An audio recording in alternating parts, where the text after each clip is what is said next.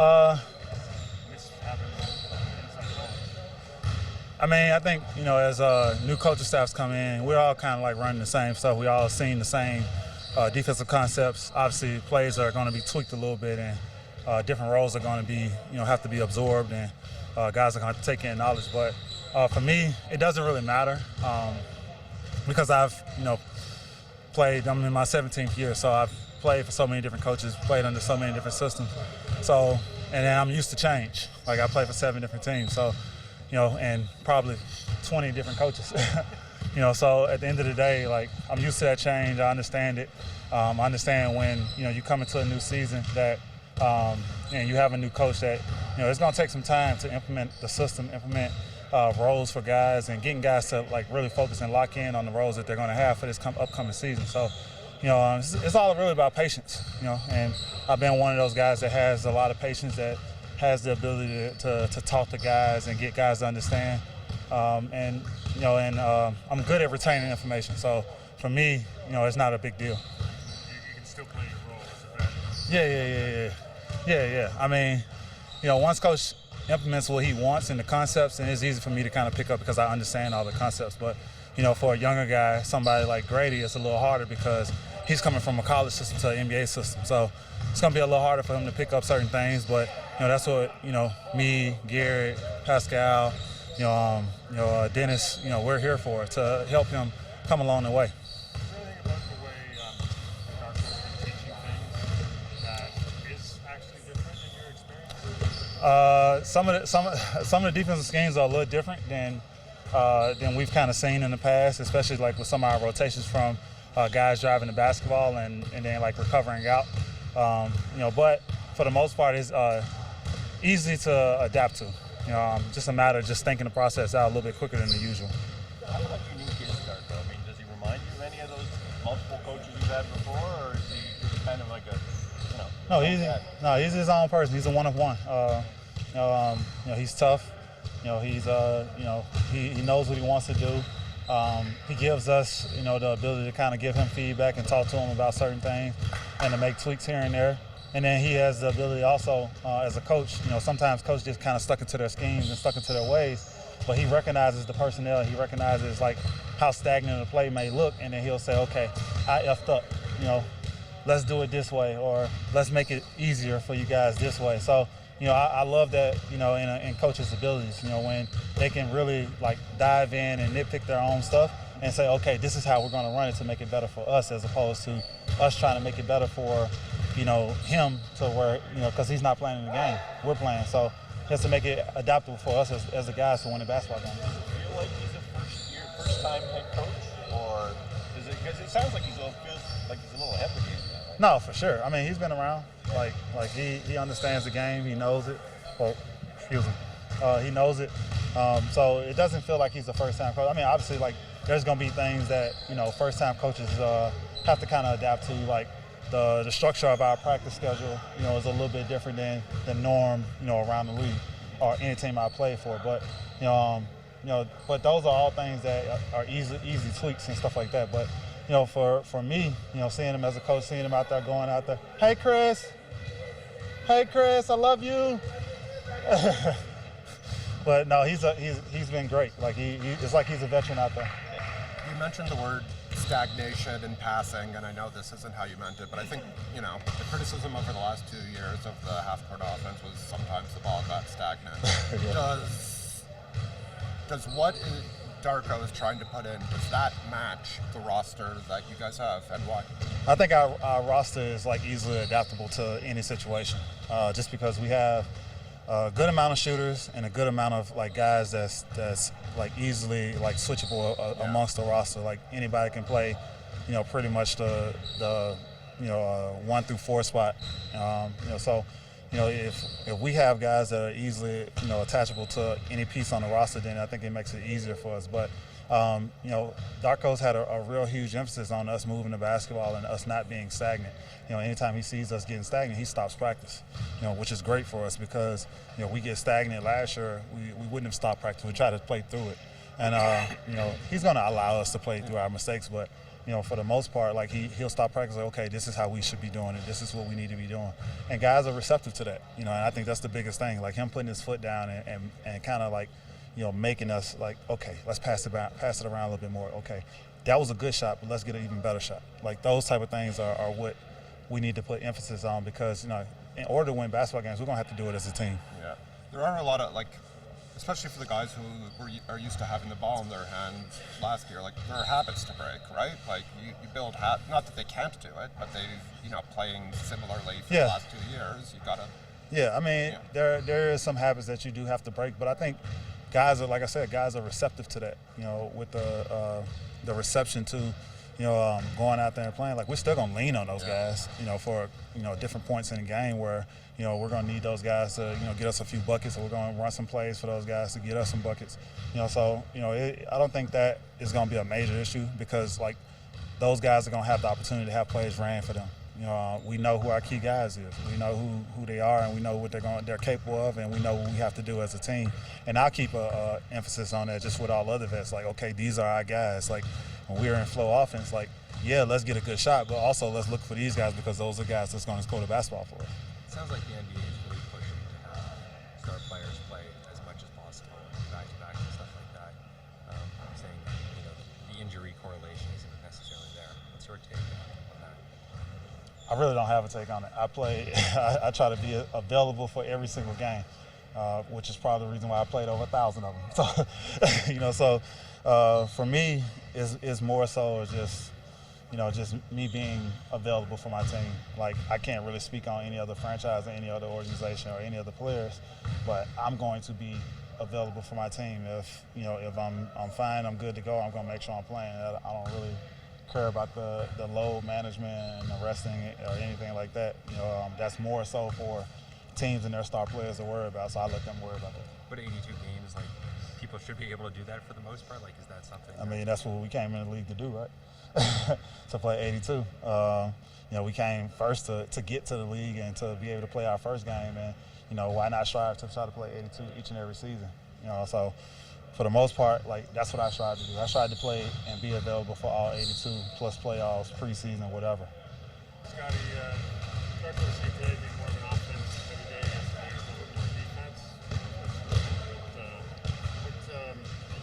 What you guys still need to polish? You still got a few weeks to play. What kind of things are you emphasizing offensively? Just still trying to get the offensive and defensive schemes right. Still figuring each other out. Just still working on offense, but moving the ball, cutting, doing all different types of things to just make sure we're all on the same page. Just trying to get everybody on the same page with the offense, so the offense works really well when we're out there playing the game. Last year, when first and second years, veterans were on the team playing for the same coach for a couple of years as well. So there's always, I guess, somebody who could kind of have a little background as to what they were trying to have you learn. This year, everyone's learning at the same time. So has it made it harder or easier to pick up? Now we got a lot of smart guys on this team that know how to play basketball. Coach makes it easy for us, and he communicates to us what he wants us to do out there. He makes it specific on what he wants us to do with moving, passing the ball. That's what he just emphasized over and over and over again. So he makes it easiest for us, and we got a lot of smart players on this team to execute it. On the defensive end, right? Last year you guys did a lot of ball pressure, a lot of jumping, passing lanes. Darko wants to sort of step back from that a little bit. Is that a wise move for your personnel? Not gamble as much maybe as What's the question? Not gamble as much on defense. Is that hit better the way you guys play? I wouldn't say we really do pressure as much as we did last year, but it's more just being smart on the defensive end. Everybody's trying to be on the same page on the defensive end, rotating, knowing when to rotate and at the right time, being able to take certain things that teams do away. Being a part of the scheme and taking those things away. Going into your third year, you must have much more knowledge of personnel around the league and how to defend them. Does that make you a better defender going into the league personally? For sure. Just knowing people moves and what they do out there on the floor is obviously going to make you a better defender, make you aware of what they're going to do. But I feel like I'm already a really great defender, and I just got to go out there and show it every game. Offense, it's pretty sort of easy to measure your progress year to year. How do you measure your progress defensively? Going out there defending, get stops, working as a team. I feel like once we defend as a team better, it helps out everybody else on the floor. Once you're losing, you're not going to get as much recognition. But we go out there and win games, it's going to recognize everybody on the defensive end. Winning, if we're winning, then our defense is really good. So that's how we're all going to get our recognition. Winning games and having high intensity on defense and making those rotations, and it's going to make everybody look good. Is there anything you can do in the offseason to improve your individual defense, or is that where conditioning, as you've mentioned, the running comes into play? Condition helps depending on the way you play on the defensive end, but it's just about being smart, making those rotations, making those reads, just trusting the defense, getting deflections, ball pressuring, all those little things take account to the defensive end. What's the benefit to kind of playing through Jakob now that you guys have some reps doing that through practice and at a game? Say it again? What's the benefit through playing through Jakob? We saw when Yak got here last year how he made a lot of reads when we gave it to him in the pinch post at the elbows. He made a lot of reads. He's a very unselfish player and a very smart player where he's able to fit in those tight passes. If it's a bounce pass, if we're curling off of him, doing all those little things, he's a smart player to make those reads. So he's a very smart player, and we love playing with Yak. Darko said he was looking to build out a coaching staff. He wanted a diversity of coaching experience. Guys from college or guys from the NBA, WNBA experience. How have you seen that diversity in the coaching staff play a role with you guys? We got coaches from everywhere, even overseas coaches. We got it all. Coaches that have a lot of playing experience. These guys are very smart basketball players. They know what they're talking about. So when we listen, we're going to go out there and do the right things. Is it helpful having guys come from different parts of the world and different parts of the basketball world? For sure. They have different perspectives of the game, and they have a lot of knowledge. Basketball is different everywhere you play. So they come out here and give us their wisdom, and we just got to just listen to it and take those details and then apply it to the court. They know what they're talking about, so we just got to listen. Thanks, Scottie. Does your game change at all when you're in the starting lineup with Dennis versus someone like Gary, for example, that you also started alongside at one time? It's just about how you play with different people. Everybody's a different player. Everybody does different things really well. So you just got to be aware of that when you're on the floor. I feel like that's what makes you a smart basketball player.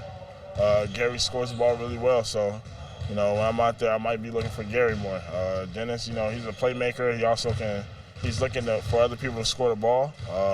So it's gonna be different whoever you're out there playing with. Everybody does different things really well, so you just gotta adjust your game when you're out there on the floor with people. Do you find that you get more touches to be able to score when you're playing alongside a point guard like Dennis? It's just about how the offense goes. We're trying to move the ball a lot, so it's not really about who's out there on the floor, who has the ball. We're all trying to create open shots for each other. So no matter who's out there on the floor, we just build our trust with each other and just move the ball. So that's where our shots are coming from. A lot's been talked about with the 0.5 offense and getting rid of the ball and getting off the ball really quickly. You've always liked to pass the ball, but how about passing it that quickly? Is that you have to adapt to that? No, it's not that hard. If the next guy's open, just pass the ball. If you feel like you got to drive by the way, then just make that read. Instead of stalling the ball, I feel like it helps us all make quicker and better decisions. Helps us less dribble the ball. So it's a smart thing to do. Do you have to speed up though? The way you play? It's just a quick decision. It's not that hard. It's either pass, or you drive the ball, or you shoot the ball. Just make a quick decision right there. How much in advance is that decision made versus how much in the moment when you get the ball? Say it again? How much in advance is that decision made versus when you get the ball? If the defensive side off of you, be ready to shoot the ball. If they're in a shift and if they're in the help and you see an open lane, just go catch it right off the rip. If they're playing high, if the defense is shifting and there's nobody in the corner, it's easy one more. It's easy reads. I feel like we're all smart basketball players on this team to make those reads, and it's a simple game. Basketball is a simple game. I know we've spoken a lot about the offense, but there are so few games to comment on. How much from like your primary handlers, let's say, how many habits have to be broken? Are you finding that process, or are you finding them, adapting more easily than you would have thought? And we're trying to implement some new defensive schemes. We're trying to do some different things in pick and rolls, and I think guys are really accepting it, trying it to do it, but it's gonna take time to become a habit, to become natural for them. It's gonna need repetitions, and we will need games. We'll need video sessions to really improve on those. So it's not gonna happen overnight. I don't have those expectations, but I do have expectations for us to continue getting better. It seems like the league is really trying to encourage players to play as much as possible. Star players 82 games back-to-backs. You've talked about how it's a long season. Where do you sit, or how do you see those things fitting? What's your opinion on maximizing games? I mean, it's a long season. We need to be smart. Obviously, we want to play our best players in every game when we have opportunity to do so. But at the same time, it's very important to play more than 8 guys. For me, I want to have 10 guys in rotation, so more players a little bit have less minutes per game, and that way they can be more ready to play over the long season. So you're hoping to shrink minutes in the game, but have them play as much as possible. I as hope many so. games. Yes. How big would you say, ideally for you, your rotation, how big would that be? Is it 9? Is it 10? Would you go beyond that, or does it? 10 guys rotation, sometimes 9 depending of opponents, depending of where we are with the health and everything. But I like having 10 guys available to play every single night. And in terms of your own progress, I mean, this first year for you as a head coach in the NBA, you've been a head coach before. Has anything, you're going to hit spots where it's going to be new for you too. Has anything to this point hit you where it's new?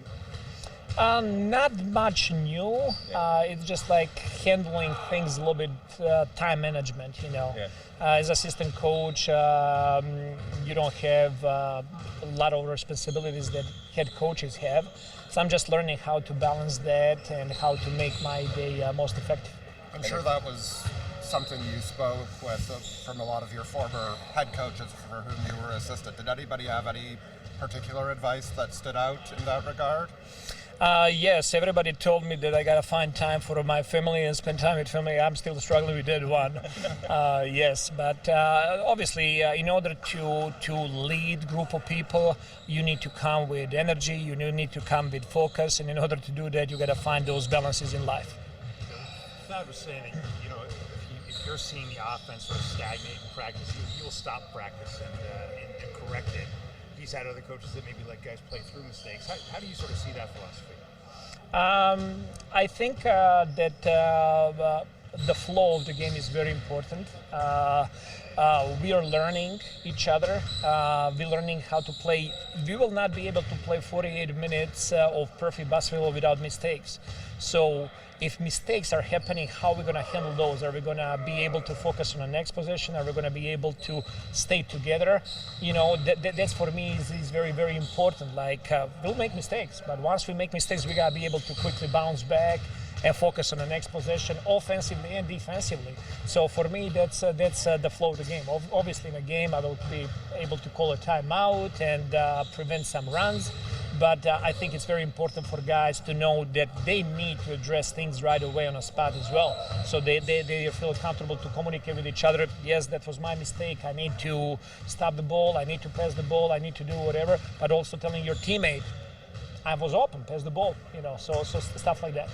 You talked about wanting to have a diversity within your coaching staff. How have you seen that help out the team so far through, training camp and the early part of preseason?